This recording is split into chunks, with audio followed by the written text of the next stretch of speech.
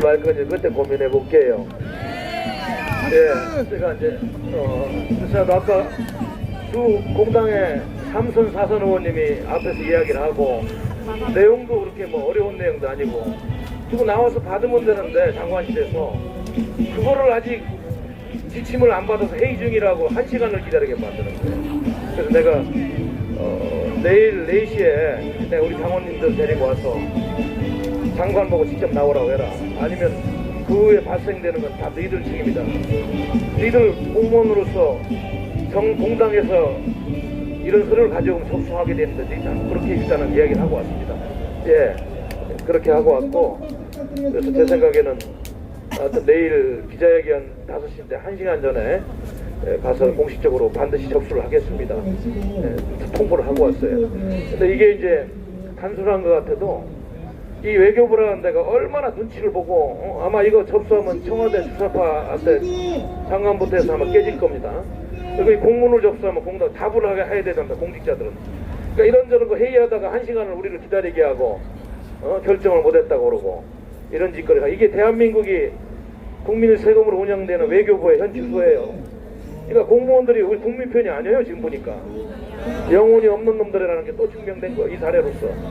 그러니까 그렇게 하시고 하여튼 뭐 생각을 해보시는데 일단 공식적으로는 내가 내일 4시에 다시 오겠다. 공식적으로 꼭 수령하라고 내가 그렇게는 얘기를 했습니다.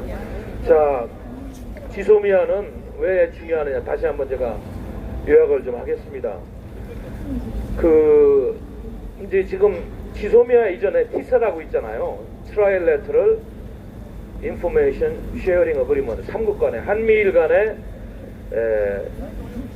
동북아시아에 일어나는 군사정보를 공유하는 협정이 있는데 이거는 과거에 일본에서 즉각 받는 정보를 미국을 통해서 오게 되어 있는 시스템이라 늦고 요즘처럼 북한에서 미사일 올해 12발 쏴가지고 다 성공하고 그러는데 그거 쏴가지고 뭐 이렇게 항해하다 보면 대한민국 땅에 떨어집니다.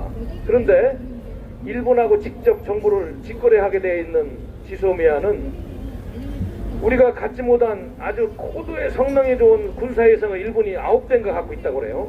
한반도 상공 주변에 띄우는 걸. 우리는 없잖아요 지금. 미국은 전 세계적으로 한 150대인가 있는데 한 50대가 성능이 좋고 중국하고 러시아가 합해서 70대 아주 군사위성을 갖고 있다 합니다. 그런데 일본이 얼마나 성능이 좋은지 어떤 거는 미국 거보다 더 좋답니다.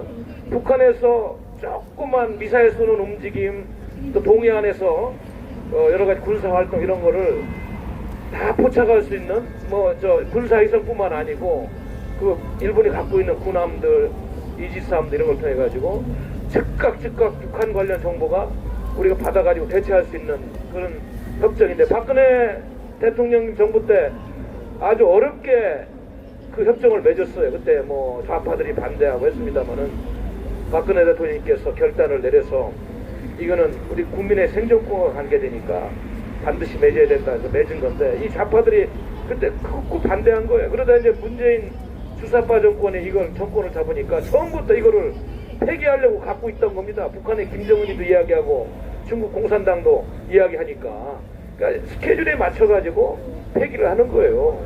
응? 예? 그래 이런 각본대로 가는 건데 지금 미국은 무슨 걱정을 합니까? 이렇게 미국에서도 군사위성에서 뭐 이지스함에서 여러 걸 통해서 정보를 받아서 한국하고 공유를 하지만 일본 것이 북한 관련 정보는 또 정확하고 신속한 것이 많다고 그래요. 그러다 보니까 그걸 반드시 미국도 여기 주한미군들 생명도 있잖아. 28,500명. 예? 지금 이런 상태로 한미관계가 틀어지고 미국 간에 뭐 북핵 협상 결렬돼가지고 중국 공산당하고 미국하고 또 대결 구도로 가고 러시아가 중국하고 지금 군사동맹 맺으려고 하는 이런 흐름이 지속되고 새로운 냉전 구도가 오면은 북한이 미사일 핵탄도 장탑해가지고 주한미군 때리지 말라는 보장도 없어요. 네? 대한민국 국민의 생명권은 물론이고 그러다 보니까 미국이 이 문제를 굉장히 민감하게 봅니다. 북한의 미사일 움직인 핵 추진 잠수함이라든지 군사활동 여러 가지에 대해서 이 정보를 신속하게 받아서 대처하는 것을 굉장히 지금 중요한 과제라고. 그리고 일본은 워싱턴하고 MD 시스템 미사일 방어 체제에 가입해가지고 그런 정보를 공유하면서 수시각각 대처하는데 우리나라는 산불 정책 그래가지고 중국 공산당 놈들은 다 보여줘가지고 MD를 거부하고 있잖아. 안 한다고. 그러니까 또 안 되는 거야. 그래서 그걸 안 하니까 일본하고 지소명을 맺어가지고 보완한다는 건데 이것이 지금 이렇게 중요한 문제가 돼 있어요. 그래서 미국은 지금 한미일 간의 군사협력을 앞으로 미국이 동아시아에서 인도 태평양 군사 운영 작전 체계 일환으로 갖고 가려는 보관을 가지고 지금은 육군 위주로 편성되어 있는 것을 장기적으로는 해공군 위주로 이 군사 편제를 좀 바꿔가는 이런 과정에 있는데 일본의 그 정보가 미국한테도 아주 절대적인 겁니다. 중국을 견제하는 큰 것까지 봐가지고 미국은 이걸 그래서 절대 폐기하지 말라고 3개월 전부터 지금 30여 차례 경고하고 학자서부터 국무성, 외무부, 국방성, 국방장관까지 합참부장까지 전직 유엔군, 주한미군 사령관들 3명이 전직 태양관 4명이 들어와가지고 지난주에 백선엽 장관님 찾아가서 그 얘기 또 하고 현직 별 4개짜리 3명이 마크 에스퍼 국방장관하고 같이 회담에 청와대 가고 국방장관 만나서 폐기하면 안 된다고 이렇게 중요한 거예요 이게. 그런데 이 주사파 정권은 그걸 모르는 게 아니에요. 알면서도 이거를 폐기하면은 반미로 가는 이러한 정서가 실현이 되고 또 얘들이 원하는 거는 내가 보기에는 민주노총이 이 정권에 큰 지분을 갖고 있는데 주한미군 철수 국가보안법철폐 연방제인데 내가 보기에는 얘들은 이걸 뭐 반대하지 않는 것 같아요. 지금 하는 걸 보면은.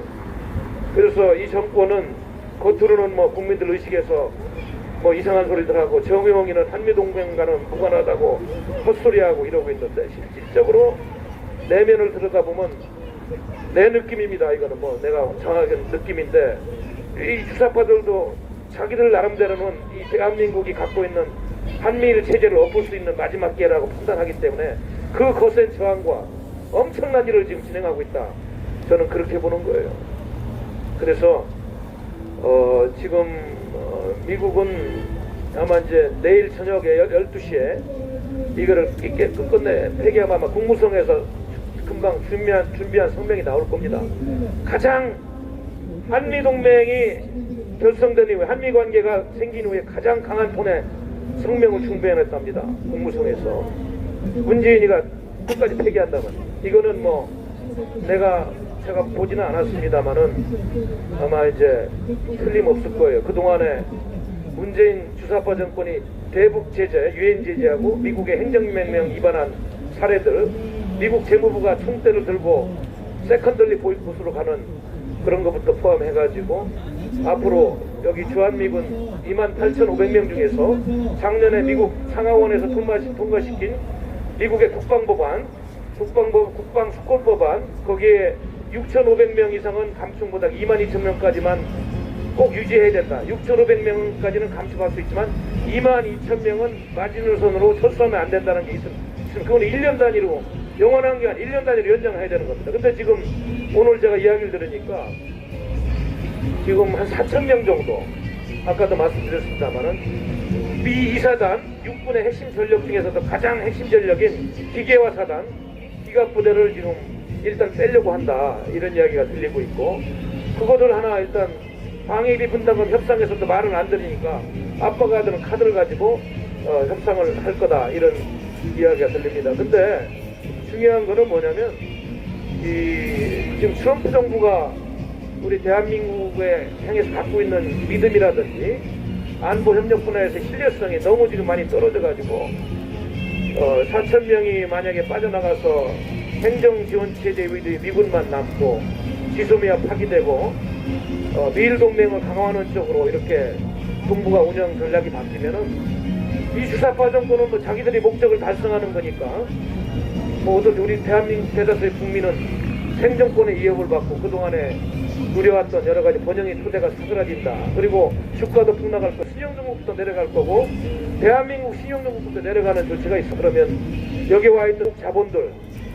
엄청난 자본들이 나가고 이러면 주가 시장 폭락하고 일본과 미국이 그동안 돈 꺼주는 거 다 막고 북한으로 돌아가는 1달러도 다 막아버리는 제재가 강화되면서 제가 듣기로는 지금 내년 1, 2월에 한반도 주변에 미국의 항공모함이 세대가 우연인지 뭔지 모릅니다만은 결집한답니다.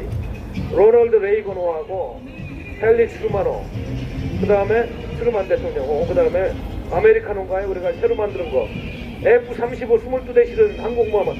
그러니까 이게 지금 김정은이도 올해 12월까지 자기가 핵 문제 해결하겠다고 안을 내놓겠다고 그랬는데 트럼프도 내놓으라고 하는데 김정은이가 또 장난하고 미국이 제재를 해제해주지 않으면 안 하겠다는 으름장로 때려다 보면 지금 한반도에서 올 말 내년 초에 김정은이 저것도 잘못하면 그냥 갈 수가 있고 미국도 트럼프 대통령 성정에 끝까지 참다가 외교적으로 하다 안 되면 미국은 하는 나라 아닙니까? 대한민국은 힘이 없잖아요.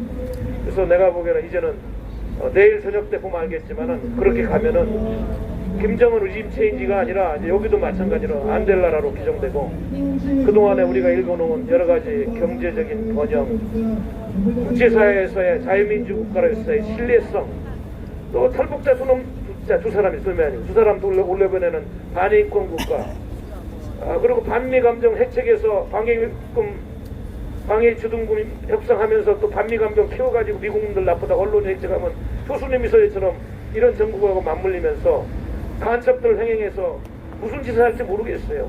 그래서 대한민국의 시기제로다 하면서 우리가 걱정을 하는 거고, 우리 공화당이 그나마 이렇게 고생하면서 투쟁을 하고 목소리를 내고 있다는 것이 그나마 다행입니다만은 더 많은 국민들이 오늘처럼 이렇게 조의를 하고 비판을 하고 해야 되는데 좀 안타깝습니다. 그래서 아무튼 지소미아는 단순히 한국과 일본 간의 군사정보만 교류하는 게 아니고 미국의 아시아 전략, 인도 태평양 전략까지 맞물리는 미국의 입장에서는 동맹국이라면 적대국이라면 절대로 폐기해서는 안 될 거기 때문에 마지막까지 미국은 예의를 갖춰가지고 겸손하게 외교적으로 얘기하고, 그게 국방장관이 마지막 청와대를 방문한 거예요. 합참무장하고 여기 주한미군 사령관 헬리에리스 대사하고 그게 마지막 통보였는데 그걸 안 하겠다고 어제 그 생쇼를 부리는 거짓말하는 국민과의 대화에서 그러니까 미국이 드는 수는 좀 대충 보입니다. 그래서 저희들이 그래도 대한민국 망하게 하지 말라고 그것만큼은 파기하는 걸 철회하라고 우리가 농성을 하고 내일도 그렇게 합니다만 우리가 또 기도하면서 한번 지켜봐야 될 것 같습니다. 우리 허장군이 오셨는데 마이크 좀 넘길까요?